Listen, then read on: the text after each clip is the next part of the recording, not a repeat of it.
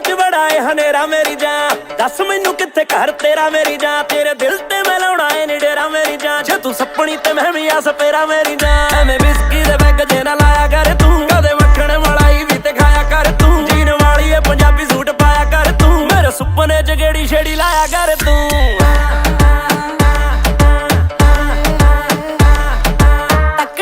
मैनू चाह चढ़िया ते नाले साह चढ़िया, डर गई मैं राती 2:45 बजे वे तू मेरे कमरे च आ वड़िया।